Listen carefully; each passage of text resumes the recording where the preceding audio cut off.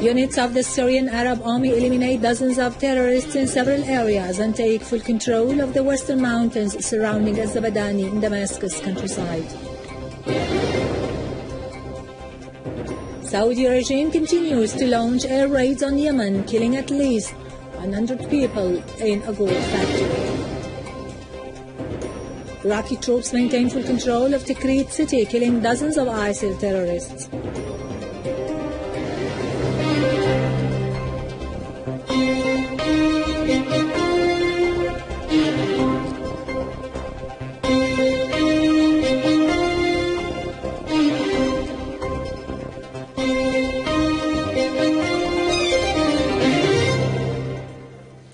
Good afternoon, ladies and gentlemen. This is Irado Krikorian with the news in English.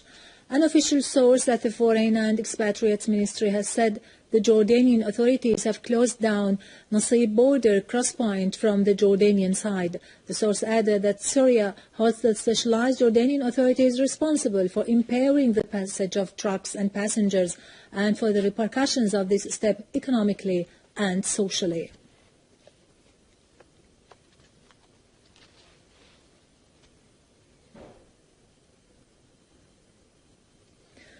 We start our bulletin with the news on the ground. Preparations are underway to recover the city of Idlib. The Syrian Arab Army has targeted terrorist gatherings in Idlib and its surroundings, eliminating many of them in Binnesh, Fayloun, Mantaf, Sirja and Sermin in the governorate countryside. In Hamas suburb, armed men's hideouts have also been targeted in several areas, including Kfar Zitta, Rasm al-Hamad, Al-Latamne, Hamadi, Omar, Abu Hanaya and Tallet Haratin. In Homs countryside, the Syrian Arab Army has eliminated terrorist hideouts in the Palmyran, Jbab Hamad, Rish, Manouch, At-Tafha and Kharbet Musto. In Homs northern suburb, terrorist gatherings have been targeted in the villages of Barghoutia and western Madraja. 2 infiltration attempts have been fired, the first from As-Salihiyya and At-Tarfawiyya in the direction of Abu al-Alaya and the second from As-Salihiyya in the direction of Khattab. The Syrian Arab Army also destroyed a mortar gun podium in northern Al-Rastan. In Daraa, 2 armored vehicles belonging to terrorists have been destroyed in Ibta and south of Kirfa. Gunmen have also been targeted in several other areas. 2 107 missile launchers were destroyed in Nasseeb and a terrorist hideout was demolished in Haret Suedan, downtown Daraa. A number of terrorists have been killed, including the Saudis, Aus al-Jalwan and Khalid al-Ashhab, the Jordanian Abu Suaib nicknamed al-Hashim, and the Qatari Radi al-Mansouri. In Damascus countryside, the Syrian Arab Army has completely maintained control over the Syrian chain of the western mountains overlooking the town of Az-Zabadani, cutting terrorist supply lines from the Lebanese borders, which are less than 10 kilometers away. The military operation to recover Az-Zabadani has been unusual, during which the Syrian Arab Army depended on the method of surprise, resorting to the most difficult ways to take full control of Az-Zabadani hills and paralyze the movement of the terrorists there and the adjacent plains and cut off their lines of supplies. The operation, according to the field commanders, has realized 2 important goals. First, to completely secure Sarghaya, Al-Kfair, Jdeidati Abus Road, and second, to encircle Al-Kfair and Madar and defeat the terrorists in the hills overlooking Al-Kfair. The operation resulted in retaking Az-Zabadani plains and stopping any move by the terrorists, leaving them with no other option but to withdraw from the town towards Al-Qalamoun prairies.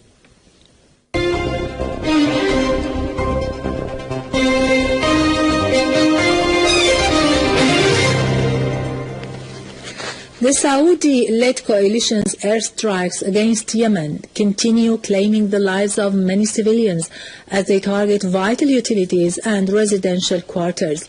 29 people have been killed and 25 others injured during Saudi air raids which targeted a foodstuffs and dairy factory in the governorate of Al-Hudaydah.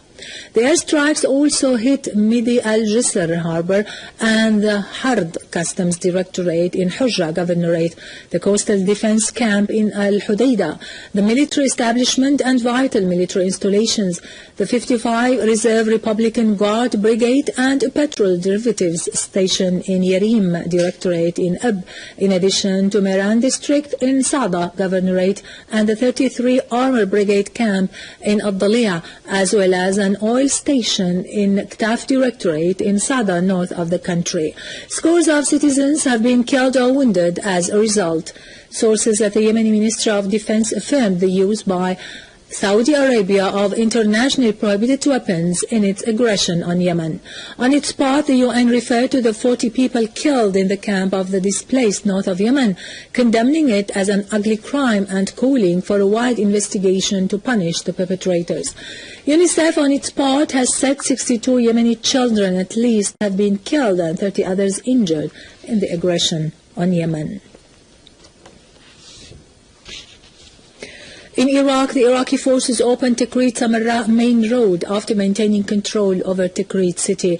The Iraqi flag was hoisted on top of the governorate building in Salah ad-Din as all the presidential palaces were liberated, and Iraqi armed forces maintained control over Al-Alam Bridge and Al-Zuhur neighborhood in central Tikrit, as well as over Al-Bu'abaid area southeast of the city, continuing their advance to liberate all the area. Iraqi armed forces also repelled a large attack by ISIS terrorists west of Samarra, inflicting heavy casualties on the terrorists.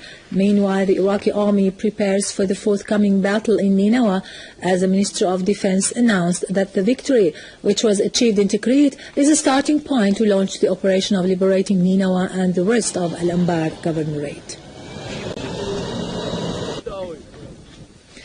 In occupied Palestine, one Palestinian teenager was wounded by Israeli fire during clashes in Jenin camp in the West Bank. A number of Palestinians suffered suffocation as a result of the use of tear gas by Israeli soldiers in the village of Al-Arqa, west of Jenin. Occupation troops, meanwhile, infiltrated the city of Hebron and arrested a number of Palestinians. In another development, Israeli war boats opened fire at Palestinian fishermen in Al-Sudaniya area in Gaza Strip, preventing them earning their daily living. Negotiations between Iran and the group of 5+1 on Iran's nuclear file have resumed in the Swiss city of Lausanne at the level of experts. Iranian Foreign Minister Mohammad Jawad Zarif expressed hope that his country reach a final formulation for the international agreement, with the group of 5+1 describing the negotiations to be going so well. For his part, Russian Foreign Minister Sergei Lavrov, who had left Lausanne this morning, announced that an agreement had been reached on all basic points related to Iran's nuclear file, as the final details of the agreement will be prepared next June.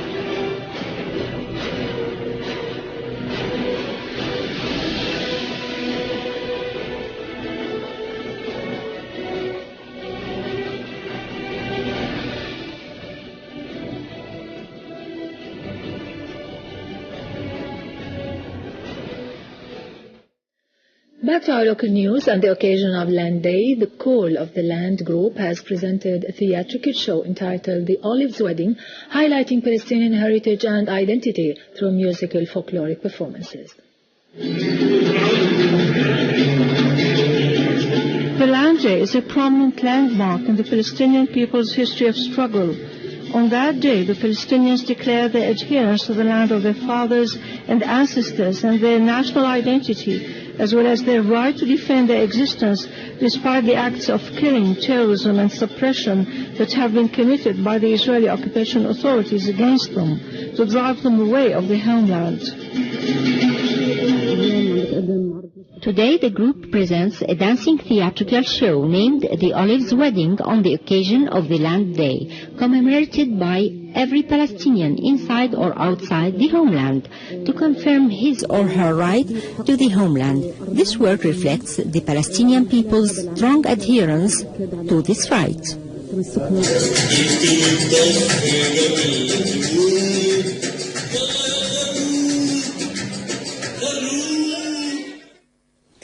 Now to latest business stock market news, but after a short break. Stay tuned.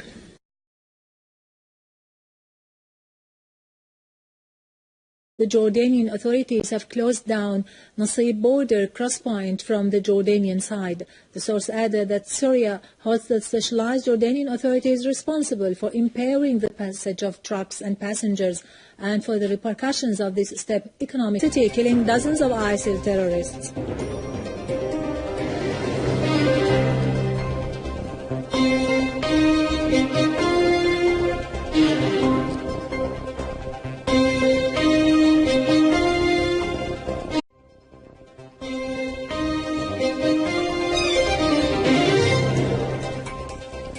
Units of the Syrian Arab Army eliminate dozens of terrorists in several areas and take full control of the western mountains surrounding Zabadani in Damascus countryside. Saudi regime continues to launch air raids on Yemen, killing at least 100 people in a gold factory. Iraqi troops maintain full control of Tikrit.